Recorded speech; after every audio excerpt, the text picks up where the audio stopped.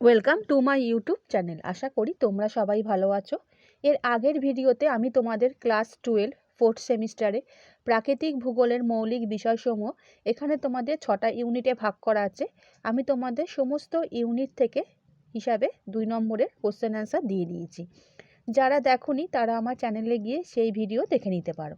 আজকে আমি তোমাদের মানবীয় ভূগোলের মৌলিক বিষয়সমূহ এখানে 2টো ইউনিটে ভাগ করা আছে, জনসংখ্যা ভূগোল আর মানব উন্নয়ন। এখান থেকে তোমাদের এই 2টো ইউনিট থেকে 2 নম্বরে 2টো কোশ্চেন অ্যান্সার তোমাদের দিতে হবে। আমি সেই হিসাবে তোমাদের কিছু কোশ্চেন অ্যান্সার ইম্পর্টেন্ট সাজেশন দিয়ে দিলাম। চ্যানেলে যারা নতুন, চ্যানেলটা সাবস্ক্রাইব করে রাখো, আর ভিডিওটা ভালো লাগলে লাইক এবং বন্ধুদের শেয়ার করে দিও। তাহলে বন্ধুরা আরম্ভ করে দিচ্ছি আমার প্রথম কোশ্চেন। উদাহরণসহ কাম্য জনসংখ্যার সংজ্ঞা দাও। কাম্য জনসংখ্যা বলতে কোনো অঞ্চল বা দেশের নির্দিষ্ট সময় সেই আদর্শ জনসংখ্যাকে বোঝায়, যা ওই অঞ্চল বা দেশের কার্যকর জমি বা বিদ্যমান প্রাকৃতিক সম্পদের অনুপাতের সঙ্গে সামঞ্জস্যপূর্ণ হয়। এই প্রকার জনসংখ্যার সম্পদ উৎপাদন এবং ব্যবহার সর্বাধিক সম্ভবপর হয়, পাশাপাশি জীবনযাত্রার মানও অতি উন্নত হয়। কাম্য জনসংখ্যার মূল ধারণা প্রথম ব্যাখ্যা করেন এডুইন ক্যানন, যদিও পরবর্তীকালে হিউ ডাল্টন এবং কার্ল স্যান্ডার্সের জনপ্রিয়তা বৃদ্ধি করেন। কাম্য জনসংখ্যার মাথাপিছু আয় সর্বোচ্চ হয় এবং অর্থনৈতিক উন্নয়ন সর্বোচ্চ হয়। উদাহরণ: পশ্চিম ইউরোপে উন্নত দেশগুলিতে এই প্রকার জনসংখ্যার অস্তিত্ব পাওয়া যায়।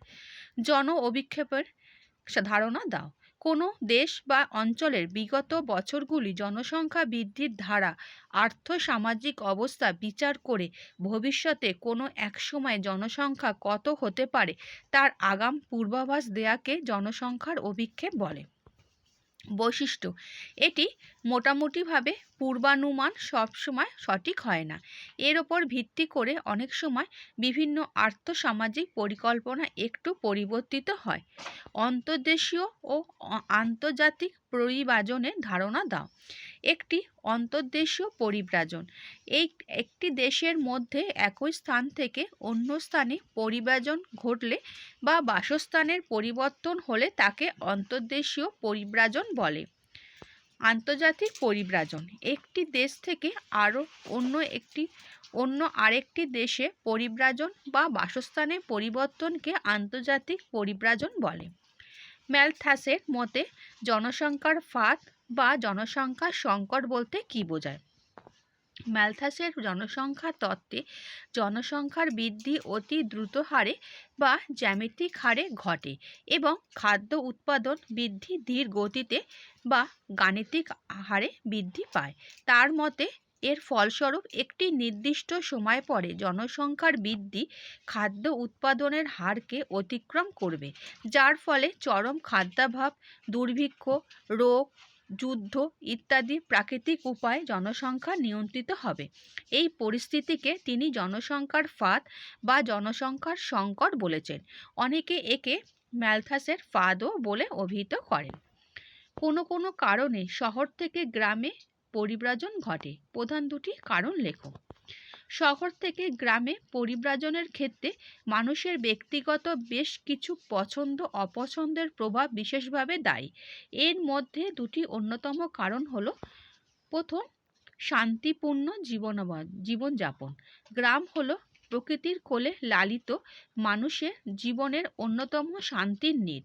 এখানকার প্রাকৃতিক সৌন্দর্য, খোলা আকাশ, নির্মল বাতাস, সবুজ শস্যক্ষেত, টাটকা শাকসবজি এবং নীরবতা মানুষের স্বাস্থ্যকর জীবনযাপনের পক্ষে খুবই উপযোগী। সেই কারণে বেশ কিছু শহরে মানুষ তাদের কর্মজীবনের শেষে জটিল, ব্যস্ত ও কোলাহলপূর্ণ নগর পরিবেশ ত্যাগ করে শান্তিতে বসবাসের জন্য গ্রামকে বেছে নেন। স্বল্প খরচ। গ্রামে সাধারণ ও সরল জীবনযাপন অপ্রয়োজনীয় খরচ অনেকটাই কমে যায়। বিশেষত এখানে বাড়ি ভাড়া, নতুন বাসভূমি ক্রয় করা, দৈনিক আহারাদির সংস্থান এবং পরিবহন পিছু খরচ শহরের তুলনায় যথেষ্ট কম। তাই শহরের কিছু মানুষ অনেক কম খরচে সরল জীবনযাপন করার লক্ষ্যে গ্রামে চলে আসেন। মানব উন্নয়ন সূচক বলতে কী বোঝো? মানব উন্নয়ন সূচক হলো এমন একটি যৌগিক সূচক যা কোনো দেশের মানুষের জীবনমান, শিক্ষা ও আয় এই তিনটি মূল উপাদানের ভিত্তিতে দেশের মানব উন্নয়নের স্তর পরিমাপ করে। উদ্ভাবনা: 1990 সালে এই সূচকটি ইউএনডিপি কর্তৃক প্রবর্তিত হয়, যার ভিত্তি গড়েছিলেন অধ্যাপক অমর্ত্য সেন ও মেহবুব উল হুক। মানবীয় ভূগোলের কল্যাণমূলক দৃষ্টিভঙ্গির গুরুত্ব বা তাৎপর্য উল্লেখ করো। মানবীয় ভূগোলের বিভিন্ন কারণে কল্যাণমূলক দৃষ্টিভঙ্গি অত্যন্ত তাৎপর্যপূর্ণ হয়। যেমন এখানে মানুষের জীবনযাত্রার সার্বিক উন্নয়নের জন্য জোর দেওয়া হয়। দারিদ্র্য দূরীকরণ, সামাজিক অসমতা দূরীকরণ এবং পিছিয়ে পড়া জনগোষ্ঠীর উন্নয়নের জন্য কল্যাণমূলক দৃষ্টিভঙ্গির প্রয়োগ তাই এখানে অত্যন্ত গুরুত্বপূর্ণ। অসম উন্নয়নের স্থানিক ছাপ কিভাবে একটি জনসম্প্রদায়কে সমাজে সমস্ত দিক থেকে পিছিয়ে রাখে সে বিষয়ে সুস্পষ্ট ইঙ্গিত মানবীয় ভূগোলের এই দৃষ্টিভঙ্গির মাধ্যমে পাওয়া সম্ভব।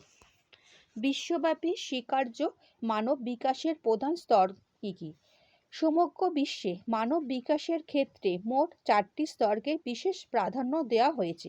এগুলি হলো প্রসবপূর্ণ বিকাশকাল, শৈশব এবং শৈশবকাল, শৈশবের শুরুকাল, মধ্য শৈশবকাল, বয়ঃসন্ধিকাল, প্রারম্ভিক প্রাপ্তবয়স্কতার কাল, মধ্য বয়স্কতার কাল এবং ভাবী প্রাপ্তবয়স্কতার কাল প্রভৃতি।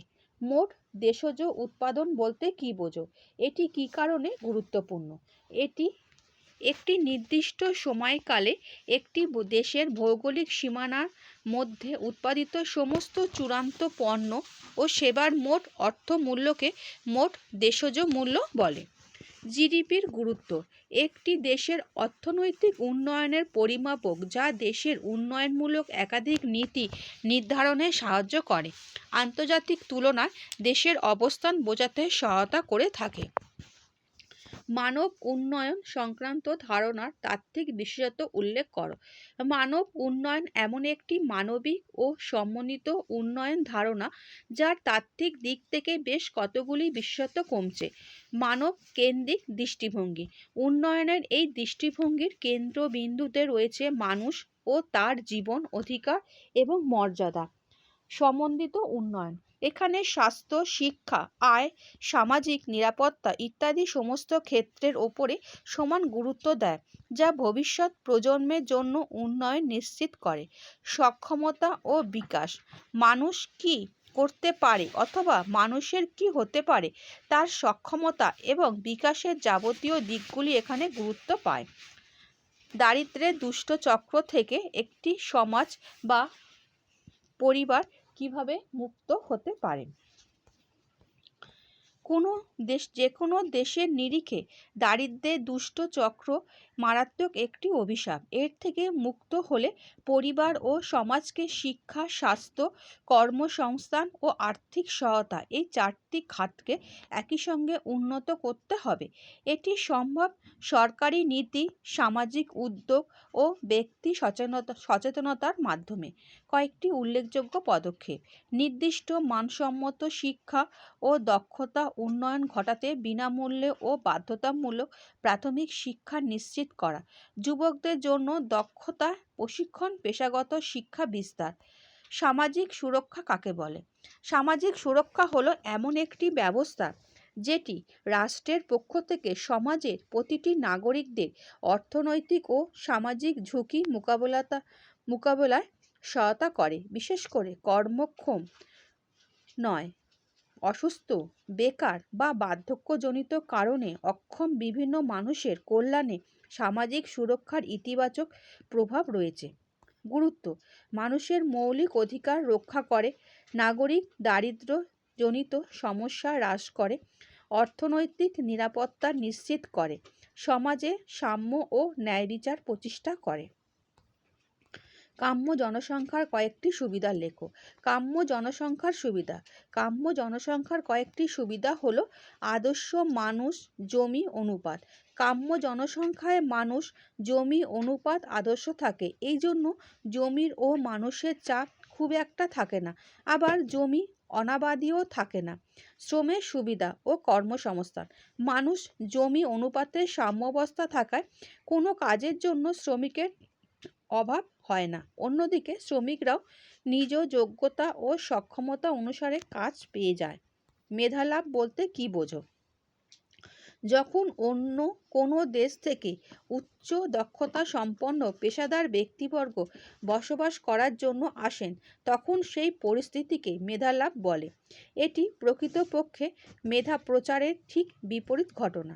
কারণ উচ্চ বেতন ও কর্মসংস্থান সুযোগ, গবেষণার সুযোগ, সামাজিক রাজনৈতিক স্থিতাবস্থা, নিরাপত্তা ব্যবস্থা প্রভৃতির জন্য মেধালাভ ঘটে। পরিব্রাজন প্রবাহ কাকে বলে? কোনো একটি অঞ্চল বা দেশ থেকে অপর একটি অঞ্চল বা দেশে একটি নির্দিষ্ট সময় ব্যাপ্তিতে যতবার পরিব্রাজন ঘটে সেই সংখ্যাকে পরিব্রাজন প্রবাহ বলে। সহজ ভাষাতে বলতে গেলে পরিব্রাজন প্রবাহ হলো একই দিক বরাবর মানুষের স্থানান্তরের একটি প্রভাব। কমিউটিং কি? যারা খুব অল্প সময়ের জন্য পরিব্রাজন করে, অর্থাৎ দৈনিক কর্মসূচি বা অন্য কোনো কারণে যারা একটি স্থান থেকে অন্য কোনো নির্দিষ্ট স্থানের মধ্যে যাতায়াত করে, তাদের কমিউটার, এবং যাতায়াতের এই ঘটনাকে কমিউটিং বলা হয়। বর্তমানে অনেক নিত্যযাত্রীরা যাতায়াত ব্যবস্থার উন্নতির জন্য শহরতলি বা দূরের গ্রামীণ এলাকা থেকে রোজ কর্মক্ষেত্রে শহরে আসে এবং দিন শেষে তারা আবার ফিরে যায়। নেক্সট কোশ্চেন, জনসংখ্যা লব্ধতার কয়েকটি সমস্যা লেখো।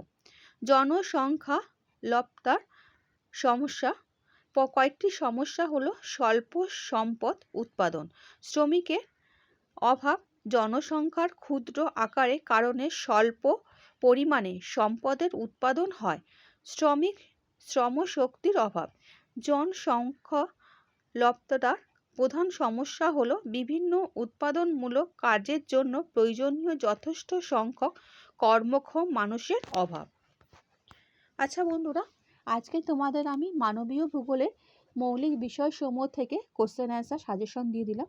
নেক্সট, ভারতের ভূগোলে 3টে ইউনিটে তোমাদের ভাগ করা আছে। এখান থেকে আমি তোমাদের 2 নম্বরের কোশ্চেন অ্যান্সার দিয়ে দেবো। তারপরে আমি চলে যাব প্রাকৃতিক ভূগোলের মৌলিক বিষয়সমূহ। এখানে 6টা ইউনিটে তোমাদের এই পুরো জায়গা থেকে 3 নম্বর আর 5 নম্বরের কোশ্চেন অ্যান্সার পরে সাজেশন দিয়ে দেবো। আর ভিডিওটা ভালো লাগলে বন্ধুদের